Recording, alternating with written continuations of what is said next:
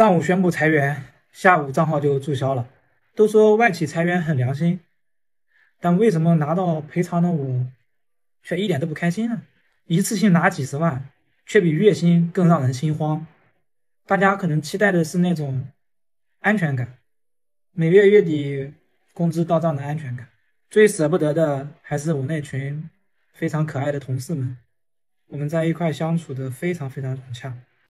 中国房地产持续衰退，房价失控，连深圳房市也崩盘了。越来越多的购房者无力或不愿再还贷款，手里握着房地产资产抵押的银行承受巨大的压力，可能会出现倒闭潮。中国金融圈频传限薪、降薪、退薪事件，连捧着铁饭碗的公务员们也出现降薪裁员的现象。今天我们就来聊一聊这些话题。中国经济持续下滑，银行系统也不可避免地受到了冲击。有数据显示，2024年中国已经有近200家中小银行被注销，数量远远超过去年3年的总和。在中国6大银行当中，除了农业银行之外，线下分行数量持续萎缩。在2024年，合计减少近361家，平均每天倒闭一家。今年前5个月，184家小银行或批复合并或解散。仅5月16号这一天，内蒙古就有120家小银行集体消失，相关债权债务由内蒙古农商银行承继。博主李小棠在去年12月一个视频节目中表示，中小银行迎来了关停潮，4天内解散12家银行，中小银行关停潮来了，房价或将持续下跌。今年12月4日，河北金融监管局同意7家村镇银行解散。同一天，安徽金管局也同意1家农商行解散。12月7日，河北再同意4家村镇银行解散。短短4天，12家银行原地解散。银行本质上也是一家企业，能否活下去，关键在于其核心业务是否盈利，不然只能去开发新的项目。然而，中小银行傍大腿的房地产已经江河日下，新项目也不知道在哪里。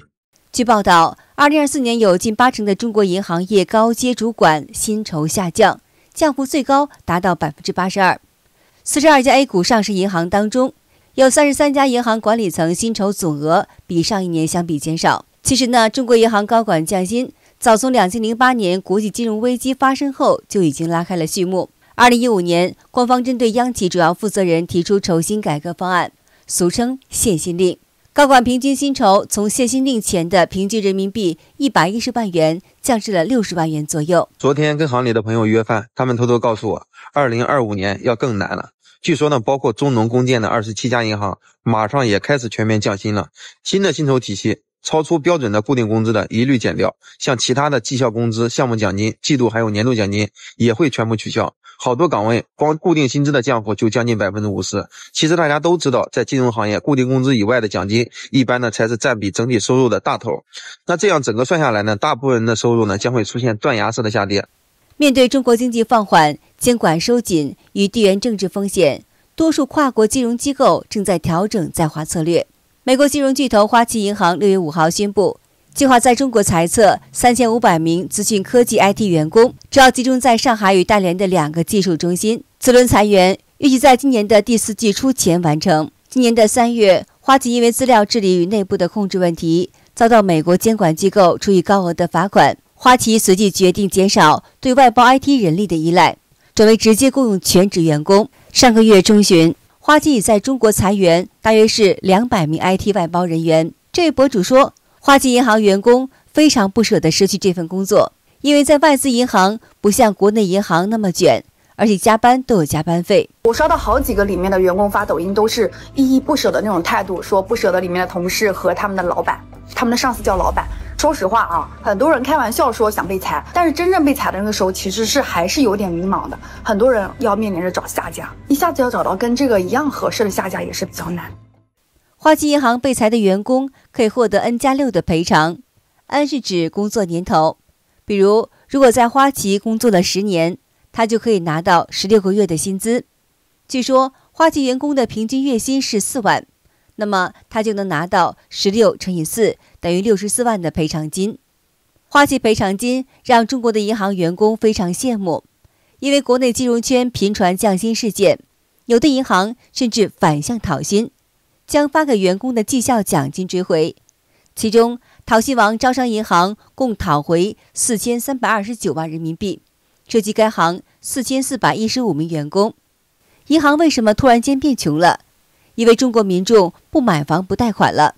过去银行靠着利息差过日子，躺着赚钱，如今很多人不买房不贷款了，这条路彻底凉了。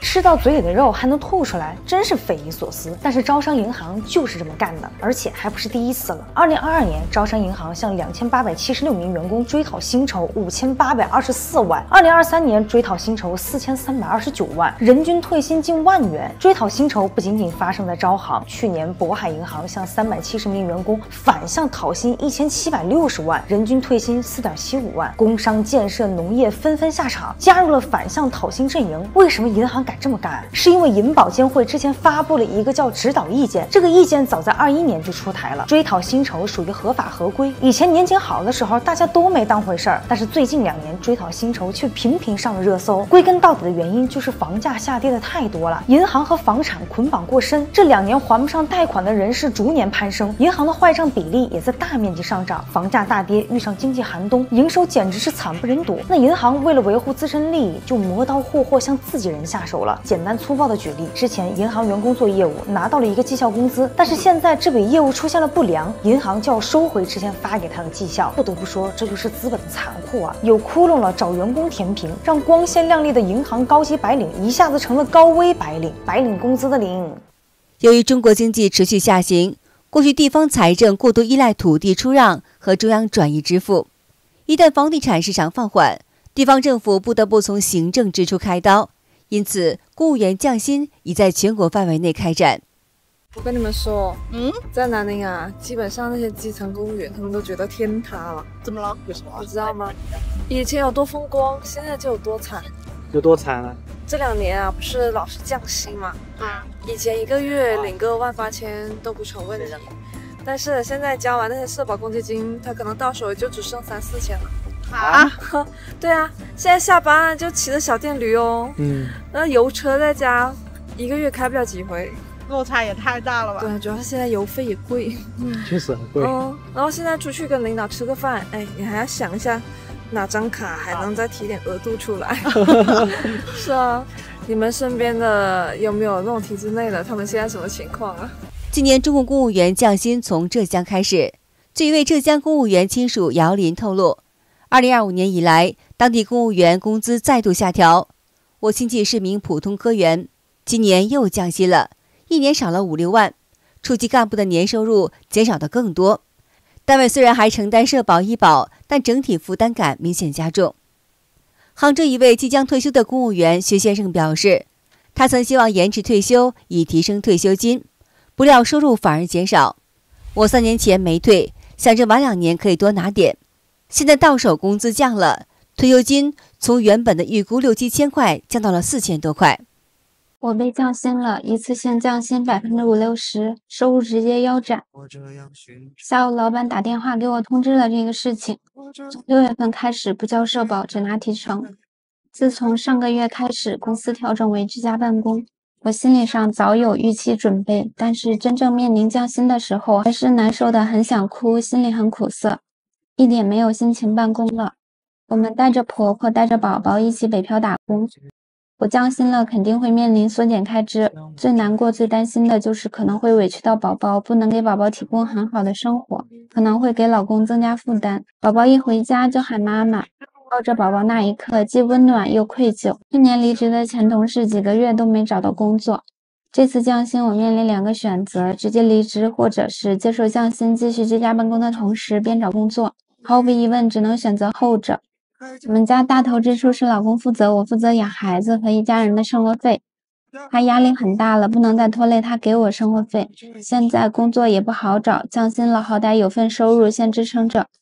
广东一位国有银行的中层管理人员透露，所在单位已经连续2年下调薪酬，总降幅接近30%。广东某些警员的年薪从30万元降至约20万元。普通基层公务员月薪降至3000块左右。说一个最近发生的事，我一个闺蜜人特别优秀，当年毕业那会儿就考进了单位，当时身边的人那是羡慕的五体投地，认为他上岸了。谁知道了，昨天就打电话跟我吐槽，说今年单位真的是特别难，好多单位都降薪了。他原来的工资有2万块，现在只有1万5了。我在网上查了一下，说现在全国有800万的公务员，4000多万的事业编制，再加上退休的一部分人，抱着铁饭碗的人的数量已经高达9000万了。那现在经济下行，这么大一个群体，一旦财政吃紧，还能养活这么多人吗？在深圳有房贷有车贷，收入又下降的人该怎么办？准备在深圳买房的朋友都给我听好了，千万不要借钱买房，要是连首付都得靠借，那强行上车是给自己挖坑啊！就在前天晚上，我直播下来之后呢，是10点多了，一个业主呢突然给我打电话，很着急的跟我说要卖房子。